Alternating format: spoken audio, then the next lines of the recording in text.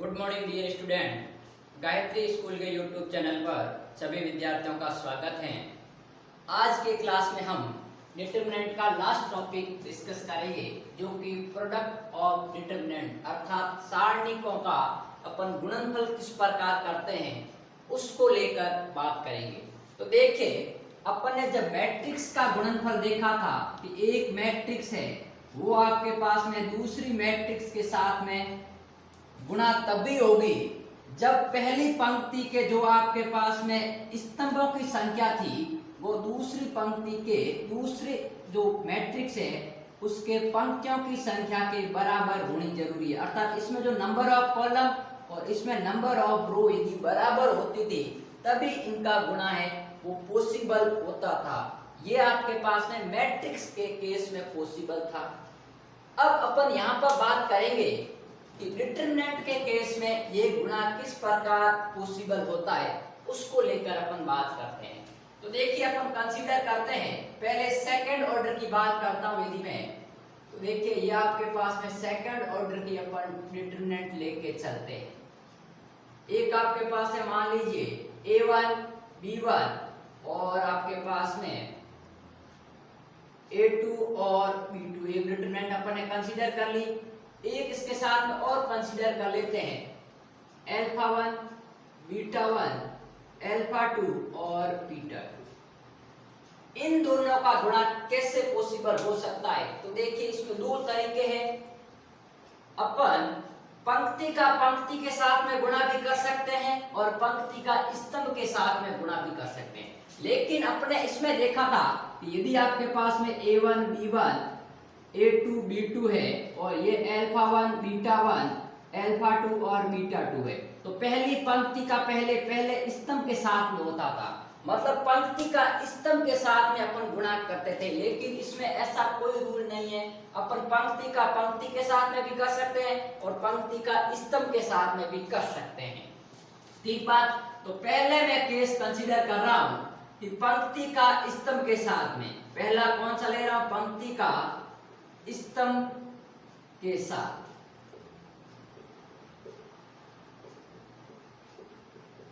ठीक बात। अब देखिए, पंक्ति कौन सी है, इसकी पंक्ति है और इसका स्तंभ। तो इसकी पहली पंक्ति कौन सी आपके पास में, a1 b1 और इसका पहला स्तंभ कौन सा है, अल्फा 1 अल्फा 2। तो देखिए, पहले एलिमेंट पहली पंक्ति का और इसके पहले स्तंभ के पहले एलिमेंट के साथ मल्टीप्लाई होगा, तो a1 अल्फा 1। ठीक बात। फिर इसका दूसरा एलिमेंट तो इसका भी दूसरा एलिमेंट, तो b1 अल्फा 2। ठीक बात। फिर अपन पहली पंक्ति का एक दूसरे स्तंभ के साथ में करेंगे, तो ये हो गया a1 beta 1 plus b1 beta 2। ठीक बात। क्योंकि यहाँ पर एलिमेंट आता है a11 अर्थात पहली पंक्ति और पहले स्तंभ का, तो पहली पंक्ति और पहला स्तंभ। यहाँ पर आता है a12 अर्थात पहली पंक्ति और दूसरा स्तंभ, तो ये पहली पंक्ति और ये दूसरा स्तंभ।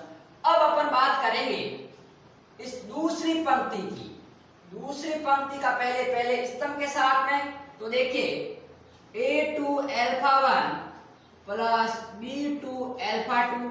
फिर अपन बात करेंगे a2 beta 1 plus b2 beta 2। ठीक है, ये आ गया। अब एक बात सुनिए, ये तो अपन ने किया है पंक्ति का स्तंभ के साथ में गुणा, और सेकंड केस अपन ऐसा भी कर सकते हैं। सेकंड केस में क्या ले रहा हूं, पंक्ति का पंक्ति के साथ गुणा, पंक्ति का पंक्ति के साथ गुणा। अब देखिए वो कैसे होगा। देखिए, दोनों में डिटरमिनेंट सेम लेता हूं, यहां पर आपके पास सीधा मल्टीप्लाई करता हूं। ठीक है। तो देखिए, इसमें पंक्ति कौन सी, ये, और इसमें पंक्ति ये, तो पहली पंक्ति का पहली पंक्ति के साथ में। तो देखिए, a1 अल्फा 1 फिर b1 बीटा 1, तो ये हो गया b1 बीटा 1। फिर यहां पर इसमें पहली पंक्ति रख रही है लेकिन इसमें दूसरी पंक्ति, तो a1 alpha 2 plus b1 beta 2। ठीक बात। अब देखिए इसमें दूसरी पंक्ति और इसमें पहली पंक्ति, तो A2 alpha 1 plus B2 beta 1, और फिर इसमें दूसरी पंक्ति और इसमें भी दूसरी पंक्ति, तो A2 alpha 2 plus B2 beta 2। ठीक बात, ये डिटरमिनेंट आ गई है। अब मेरी बात सुनिए, अपन पंक्ति का स्तंभ के साथ या पंक्ति का पंक्ति के साथ गुणा करेंगे तो दोनों का प्रोडक्ट इक्वल आएगा, दोनों वैलिड है। अब यहाँ पर अपन कैसे वैलिड करते हैं? वैलिड इस तरीके से करते हैं, क्योंकि एक डिटरमिनेंट के अंतर्गत अपन ने प्रॉपर्टी पढ़ी थी कि आपके पास में डिटरमिनेंट ऑफ है, वो आपके पास में किसी भी मैट्रिक्स का अपन डिटरमिनेंट लेके उसका सारणी निकालेंगे तो वो उसी मैट्रिक्स के सारणी के मान के बराबर होगा।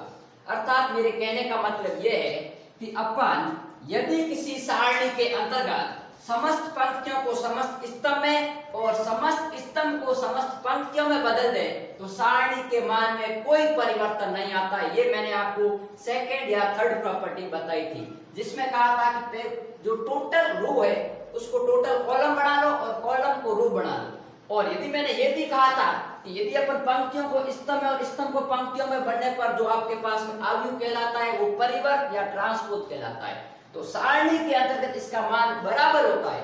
तो यदि मैं इस सेकंड का, देखिए आपके पास में ये रहा A1 B1 A2 और B2, ठीक बात।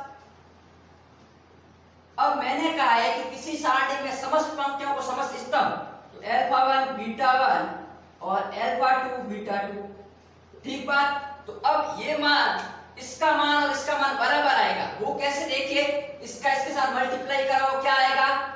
Alpha 1 beta 2 minus beta 1 alpha 2, और इसका मान क्या आएगा?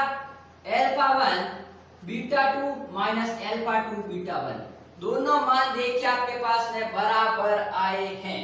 अर्थात मैं यदि इसको परिवर्त कर देता हूं तो ये परिवर्त होकर क्या बढ़ेगी आपके पास में? जो पंक्ति है वो स्तंभ बढ़ जाएगा, अर्थात इसके मान में कोई परिवर्तन नहीं आएगा। मैं पंक्ति का पंक्ति के साथ गुणा करूं या पंक्ति का स्तंभ के साथ गुणा करूं, हमेशा रिजल्ट वही आएगा, ठीक बात। अब अपन एक एग्जांपल लेकर देखेंगे कि वास्तव में ऐसा होता है या नहीं।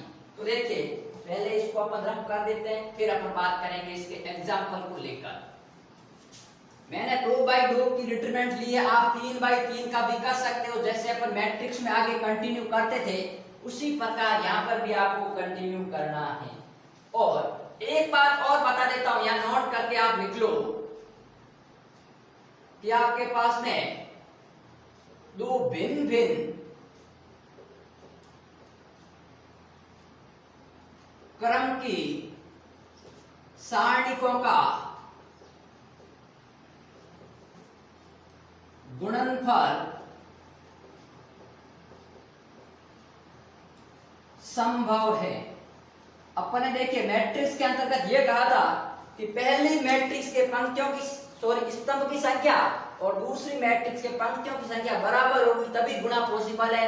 लेकिन इसमें कितने भी आपके पास में भिन्न भिन्न ऑर्डर की अपन सारणी लेंगे तो उनका गुणा पॉसिबल है। जैसे अपन एक एग्जांपल लेते हैं, देखिए मैं डेल्टा 1 कंसीडर कर लेता हूं, 1 2 2 1, ठीक बात। और डेल्टा 2 मैं कंसीडर कर लेता हूं आपके पास में, देखिए 1 2 3 1 2 3 2 1 3 और आपके पास में आ गया 1 2 4, ये हो गया 1 2 और 4। अब मेरी बात सुनो, ये 3/3 की है और ये 2/2 की है, इन दोनों का गुणा भी पॉसिबल है। और ये भी मैं बताऊंगा कि पंक्ति का पंक्ति से गुणा और पंक्ति का स्तंभ से गुणा करेंगे तो वैल्यू इक्वल आएगी, ठीक बात। तो अब देखिए पहले अपन मल्टीप्लाई करवाते हैं, लेकिन उससे पहले इसको मैं 3/3 में कन्वर्ट कर सकता हूं, लेकिन उसका मान वही रहेगा जो 2/2 डिटरमिनेंट का है। तो देखिए मैं इसको ऐसा लिख सकता हूं 1 0 0 0 0 1 2 2 और 1, ठीक बात। ये आपके पास में डेल्टा 1, क्योंकि इसकी वैल्यू क्या आएगी? 1 × 1 - 2 × 2 क्या आएगा? -3 आएगा कि नहीं आएगा? और इसको भी अपन ओपन करते हैं तो 1 के अकॉर्डिंग ओपन करेंगे, दिस माइनस दिस, और ये दोनों जीरो है और ये भी दोनों जीरो, तो सिर्फ और सिर्फ इसकी डिटरमिनेंट का मान यही आएगा।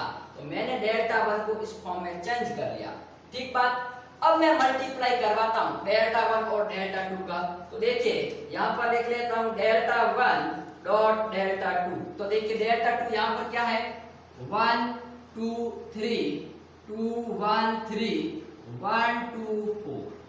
अब मैं इसका पहले क्या करूंगा, पंक्ति का स्तंभ के साथ गुणा करूंगा।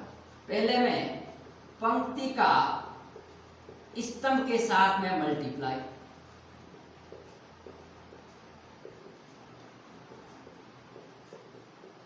ठीक बात। तो देखिए ध्यान देना, यहां पर पहली पंक्ति कौन सी, ये है, और पहला स्तंभ ये। तो 1 का 1 के साथ में, 0 का 2 के साथ में, 0 का, तो बाकी सब 0 हो गए, सिर्फ 1 बच गया।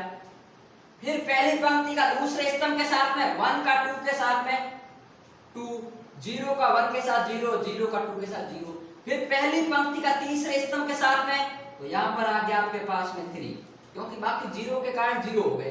फिर अपन बात करेंगे दूसरी पंक्ति, तो इसमें दूसरी पंक्ति और पहला स्तंभ, तो देखिए 0 का 1 के साथ 0, 1 का 2 के साथ में 2 प्लस 2 का 1 के साथ में 2। फिर दूसरी पंक्ति का दूसरे स्तंभ के साथ में, तो 0 का 2 के साथ 0, 1 का 1 के साथ 1, फिर 2 का 2 के साथ 4। और फिर अपन दूसरी पंक्ति का तीसरे स्तंभ के साथ में, तो 1 का 3 के साथ 3 प्लस 2 का 4 के साथ में 8, ठीक बात। फिर अपन तीसरी पंक्ति में आ जाते हैं, तो ये 0 का 1 के साथ आपके पास 0, 2 का 2 के साथ में 4 और 1 का 1 के साथ 1। फिर आपके पास देखिए 0 का 2 के साथ 0, 2 का 1 के साथ 2 और फिर 1 का 2 के साथ 2। और इसमें बात करेंगे तो 2 का 3 के साथ 6 और 1 का 4 के साथ 4। तो क्या डिटरमिनेंट की वैल्यू आ जाएगी, देखिए 1 2 3 4 5 11 और 5 4 और 10, ठीक बात। अब मैं इसकी वैल्यू निकालूंगा, तो वैल्यू अपन को पता है, अपन एक्सपांशन करके निकाल सकते हैं। तो देखिए मैं 1 के साथ में कौन सी डिटरमिनेंट लूंगा, ये माइनस ये, तो 5 × 10 50 माइनस 44, तो ये हो गया 50 माइनस 44। माइनस का 2 इंटू, देखिए इसके साथ अब कौन सी आएगी, 4 का 10 के साथ 40 माइनस 11 का 5 के साथ में 55, और प्लस का 3 इसके साथ 4 × 4 4 × 4 16 और माइनस 25, ठीक बात। तो देखिए 50 माइनस 46 और ये हो गया माइनस का 2 इंटू, देखिए 55 में से 44 गए माइनस के 15 और प्लस का 3 इंटू ये रह गया 25 में से छोड़ा गए माइनस के 9, ठीक बात। तो क्या हो गया 15 × 2 30 और 36, 36 माइनस आपके पास में कितना हो गया 9 3 27, तो ये आपके पास में वैल्यू आ गई 9, ठीक बात। अब अपन ऐसा करेंगे कि इसके इस पंक्ति के साथ में गुणा करेंगे, तब भी आंसर अपने पास में क्या आना चाहिए, 9 आना जरूरी है। तो देखिए ये पहला स्टेप मैंने करवा दिया। अब मैं वापस इसको करता हूं कि आपको बताने के लिए कि मैं पंक्ति के साथ में गुणा करूंगा। किसके साथ में, पंक्ति के साथ में गुणा, तो भी वैल्यू वही आएगी। तो देखिए अपन इसको थोड़ा सा यहां से रफ कर देते हैं, आंसर मेरे को 9 लाना, ध्यान रखना, ठीक है। तो अब देखिए मैं पंक्ति के साथ में गुणा करता हूं, तो देखिए क्या वैल्यू आएगी, पहली पंक्ति के साथ में, तो ये तो आपके पास में 1 का 1 के साथ में, 0 का 0 के साथ में, और ये, ठीक बात। फिर पहली पंक्ति का दूसरी पंक्ति के साथ में, तो यहाँ पर 2, और फिर पहली पंक्ति का तीसरी पंक्ति के साथ में, तो यहाँ पर आपके पास में क्या आ जाएगा 1, क्योंकि बाकी दो एलिमेंट 0 है तो 0 हो जाएंगे। फिर दूसरी पंक्ति का पहली पंक्ति के साथ, 0 का 1 के साथ 0, 1 का 2 के साथ में 2, और फिर आपके पास में 2 का 3 के साथ में 6, और फिर आपके पास दूसरी पंक्ति के साथ में, तो 2 × 1 2 प्लस 6, और इसका आपके पास में 2 प्लस 8, और फिर तीसरी पंक्ति का बात करें तो 2 2 जा 4 प्लस 3, और यहाँ पर बात करें तो 2 प्लस 3 और 2 2 जा 4 प्लस 4, ये वैल्यू आपके पास में आई है। तो देखिए इसका मान अपन निकालें तो 1 2 1 2 6 8 2 6 आपके पास में 8 और 2 और 8 आपके पास में 10 और यहाँ पर आपके पास है 4 3 7 और यहाँ 2 3 5 और यहाँ 4 और 4 8। एक बार वापस चेक कर लेते हैं ताकि कोई मिस्टेक नहीं हो। देखिए पहली पंक्ति के साथ में 1 का 1 के साथ में, 0 का 2 के साथ में तो 1 आएगा। फिर पहली पंक्ति का दूसरी पंक्ति के साथ में 1 का 2 के साथ में, फिर आपके पास है 1 का 1 के साथ में। फिर देखिए इसका दूसरी पंक्ति का पहली पंक्ति 0 का 1 के साथ में प्लस 1 का 2 के साथ में 2 प्लस 2 का 3 के साथ में 6। फिर अपन 0 का 2 के साथ में, 1 का 1 के साथ में और 2 का 2 के साथ में।